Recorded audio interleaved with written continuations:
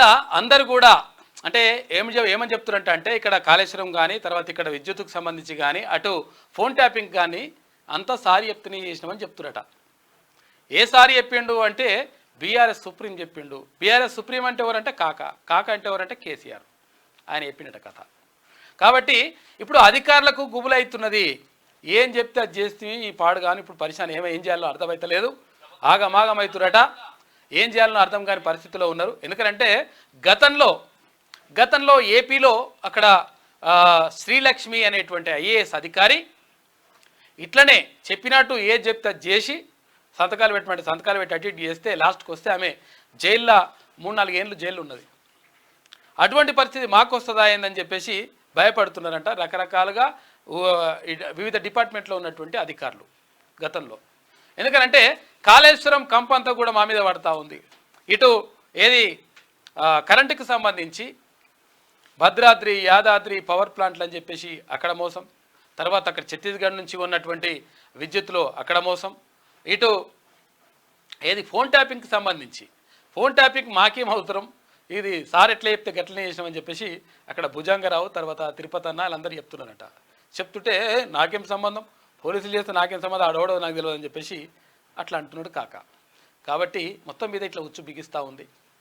ఇక మరోవైపు అక్టోబర్ 21 నుంచి 27వ తేదీ వరకు ఏది గ్రూప్ 1 మెయిన్స్ నిర్వహించాలని చెప్పేసి టీజీఎస్ పిఎస్సి భావిస్తూ ఉంది.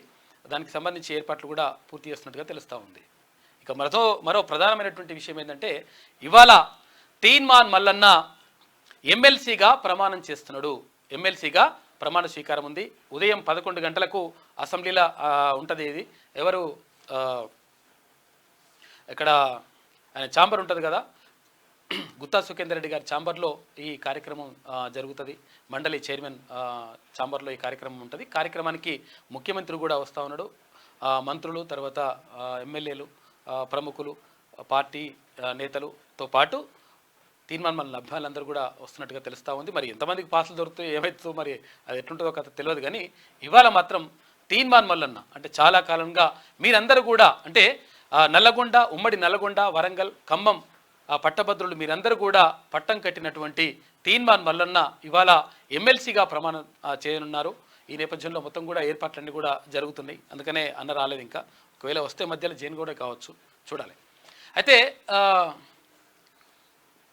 పట్టభద్రులు మీరందరూ కూడా నిజంగా కూడా మీ అందరి తోడ్పాటు ఇక్కడ 3 జిల్లాలే కాకుండా తెలంగాణ వ్యాప్తంగా ఉన్నటువంటి ప్రజలందరూ కూడా తీన్మాన్ మల్లన్న చట్టసభలకు వెళ్ళాలి, ప్రశ్నించే గొంతుకు అక్కడ కూడా ఉంటే ప్రజలకు మంచి జరుగుతుందని చెప్పేసి మీ అందరూ కూడా కోరుకున్నారు. వివిధ దేశాల్లో ఉన్నటువంటి ఎన్ఆర్ఐలు కానీ తర్వాత మీ అందరూ కూడా కోరుకున్నారు. కాబట్టి